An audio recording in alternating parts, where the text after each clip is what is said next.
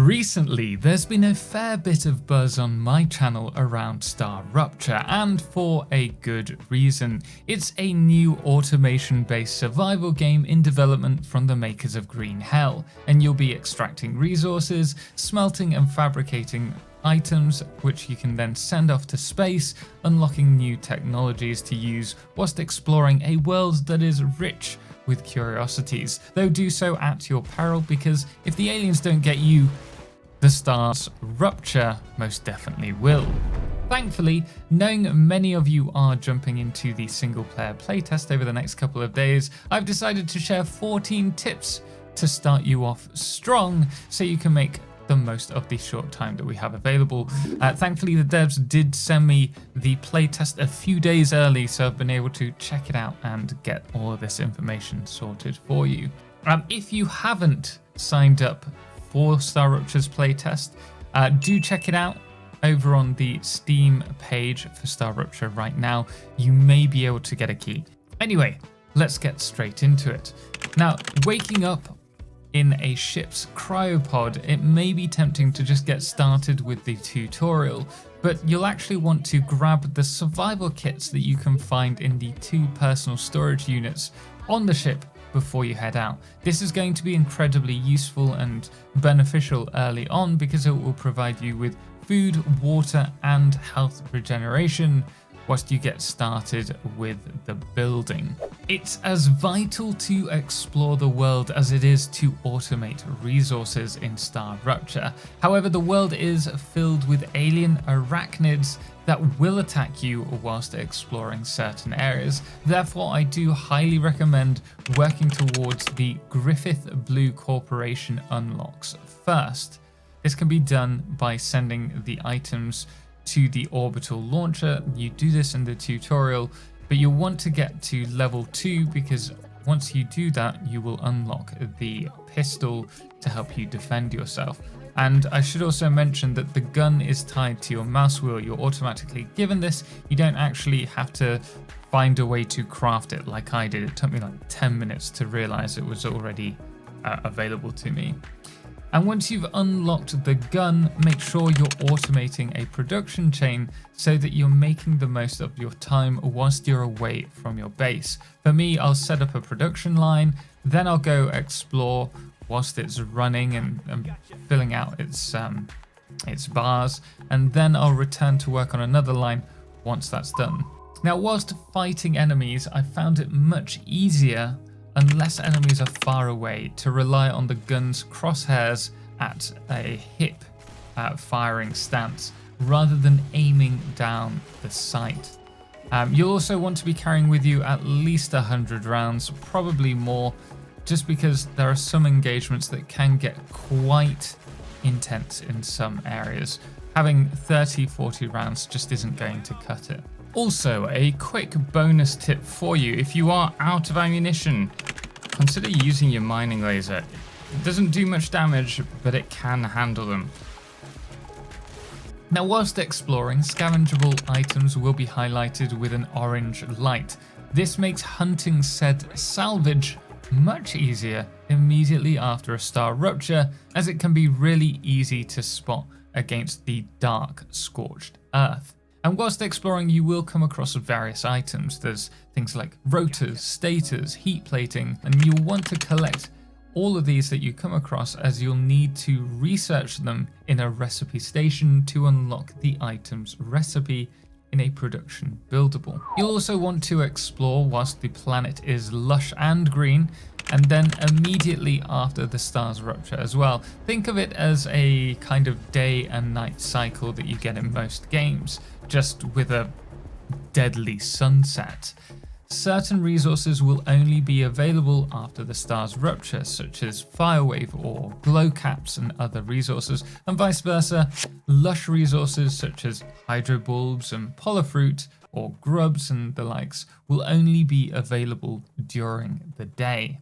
You'll also want to let loose your inner loot goblin. Consumable item recipes can also be unlocked in the research station and require up to 100 of a given item at a time just to be used in the research to unlock those recipes. So you'll want to collect as many of those items as possible while you're running around. And also just make sure that you focus on one particular research at a time, because you're going to be using a lot of your resources otherwise. You can also exchange these resources in the analyzer for data points, which are particularly useful for the next tip. So progression is locked behind your reputation with the various corporations. This can make the start pretty slow as you try to please each corporation.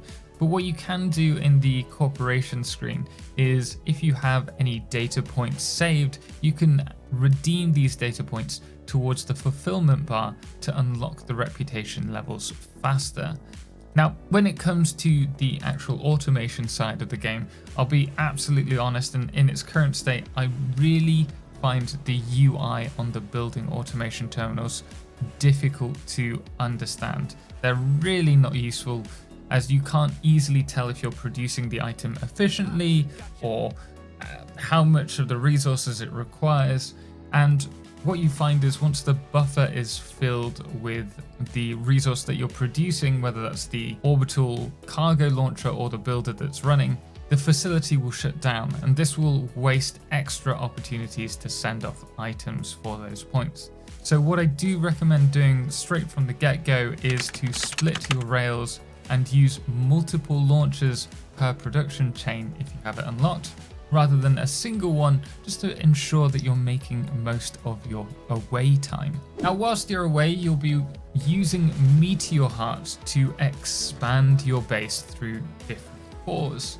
Now, when mining these meteors for the meteor hearts, you can harvest individual geodes on the meteors to get extra resources, or if you're not bothered about them, you can just mine the meteor rock, which will take a little bit longer, and you'll get a smaller amount of resources, but it will include the meteor heart.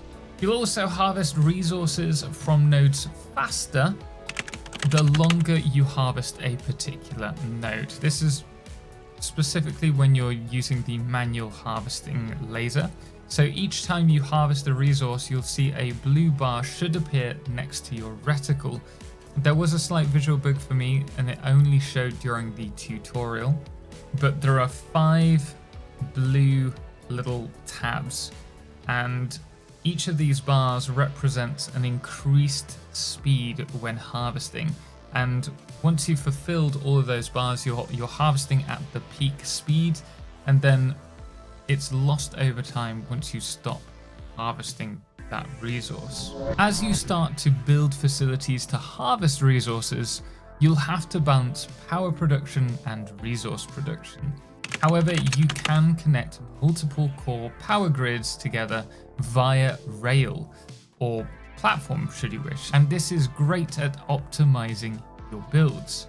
So you want to use this to focus production at each core. One can be harvesting and possibly smelting the resources, whilst another core is dedicated to resource manufacturing, and then you can have another that is dedicated to providing all the power that's needed for the local facilities. This means you're maximizing the opportunity out of each of these cores.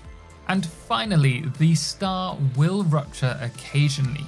So when the star ruptures, you'll want to return to a nearby base for safety, but providing you have enough resources to set up a base core and habitat module on you at any time, you'll be able to quickly set one up temporarily and rest in there whilst the star ruptures, and then afterwards you can tear it all down, because it is 100% refund on the resources. And I should also mention, while we're at it, if you do die to the star's rupture, you don't need to worry about losing everything. You'll just respawn, and then you can go collect your death crate of stuff. I don't know how I feel about that. Honestly, I think if you're to die to an alien, then fair enough, go and collect your resources afterwards. But if you die to the star's rupture, I feel everything should be eviscerated from the surface. But anyway, guys, there you are. 14 tips to get you started in StarRupture's playtest, and hopefully help you make the most of your short time that you have with the game. Now, I do hope you've enjoyed this video. If you have, please do hit the thumbs up, and if you're interested in seeing more StarRupture on this channel, let me know in the comments below. and more importantly, check out my first impressions video on the game, which I will put in the video card shown now. Special thanks, as always, does go to all of our incredible supporters on Patreon, most notably our Lunar Eclipse patrons, Fireflesh, The Calamity, Ben, Star and Seeker Kala, as well as our Blood Moon of the day, which today is the Salchan Husky. Until next time, as always, ciao for now.